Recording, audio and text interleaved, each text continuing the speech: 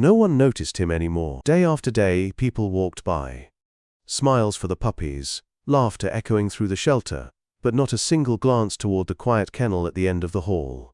That's where he was. Shadow. An old German shepherd who'd long stopped expecting anything from life. He used to be strong, alert, proud, the kind of dog whose presence made you feel safe. But time had worn him thin.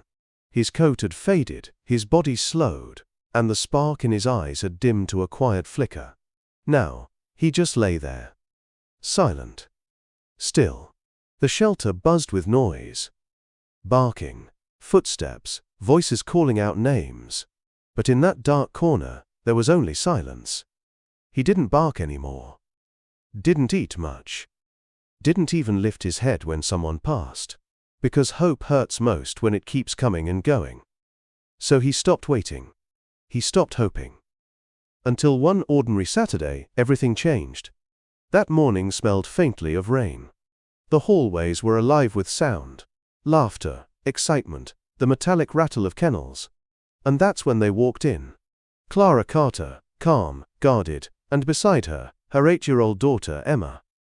Clara hadn't come to adopt. Not really. She'd just grown tired of the drawings taped to the fridge, and the endless "please mom" note slipped under her door, so she finally sighed and said, "We'll just go look." When they stepped inside, Emma's eyes lit up instantly. "Mom, look!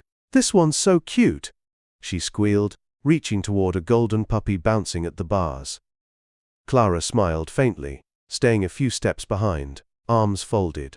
Kennel after kennel, the scene was the same. Wagging tails, eager eyes, paws pressing against steel.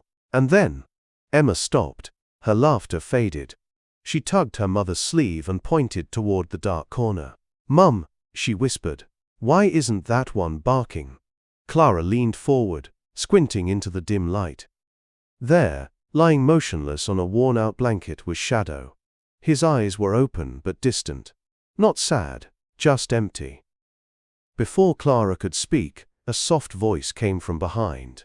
"That's Shadow," said a woman in a blue vest. Her name tag read Mrs. Hill. "How long has he been here?" Clara asked. Mrs. Hill sighed. "A little over a year. Came in after his owner passed away. The family didn't want him." Emma's small face fell. "They just left him." Mrs. Hill nodded. "We tried everything. Photos, posts, discounts, but people want puppies. They want beginnings, not endings." Clara turned back toward the kennel. Shadow's bowl sat untouched. His blanket was threadbare. Emma crouched low and whispered, "Hey, buddy." Shadow didn't move.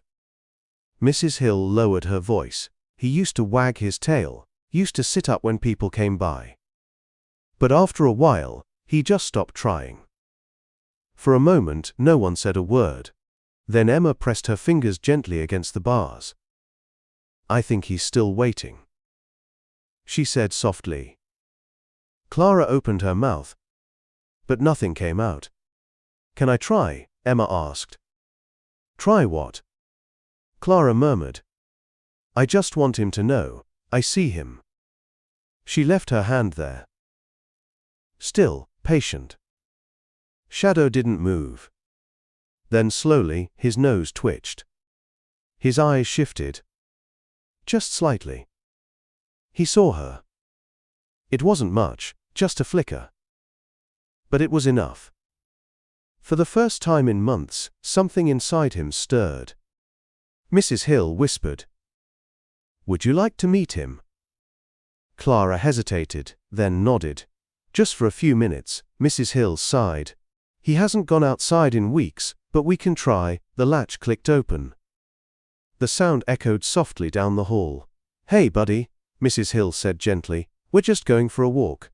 Shadow didn't react. The leash slipped around his neck without resistance. Clara knelt near the door. "It's okay, Shadow," she whispered. "You're safe." Emma crouched beside her. "Take your time. We're not in a hurry." And then, so slowly it almost didn't seem real, Shadow moved. One paw. Then, another. His body trembled, stiff and unsure. But he stood. 2 steps. Small, shaky, yet powerful enough to make Mrs. Hill whisper, That's more than he's done in months. He stood just outside the kennel, caught between fear and faith.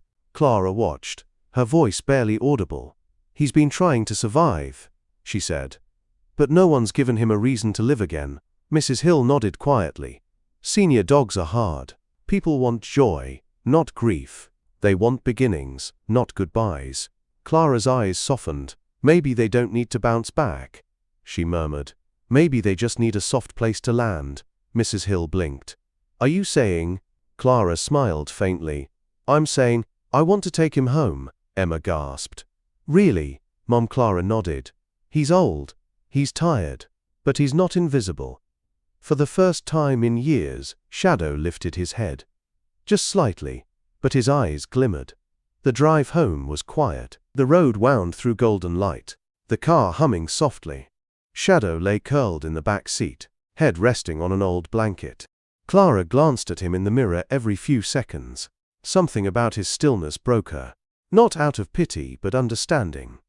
Emma sat beside him, watching closely, as if afraid he might disappear. He looks so small back there, Clara whispered. He's just scared. Emma replied. He doesn't know yet that we're his people. Clara smiled through a tight throat. He will. By the time they reached home, the world outside had grown quiet. Clara opened the car door. We're home, buddy. Shadow's ears twitched, the smell of grass, the creak of the porch, warm light spilling through the open door. He hesitated, then took one trembling step forward, then another. When his paw crossed the threshold, it was like the world exhaled. Inside, a soft bed waited by the fire. A bowl of water nearby. But Shadow walked past them, straight to Clara. He lowered his head and rested it gently against her leg. Clara froze, then knelt and whispered, You're home now. Shadow. Emma wrapped her arms carefully around him, and for the first time in years, he let someone in. That night, Shadow slept by the fire. His body weak, but his heart finally at peace. He had stopped hoping long ago. But hope doesn't die. It waits. Quietly. Patiently. Until love reaches out and wakes it again. Because sometimes, all it takes is one small hand, one gentle voice, and one moment to remind us, no one is ever truly forgotten.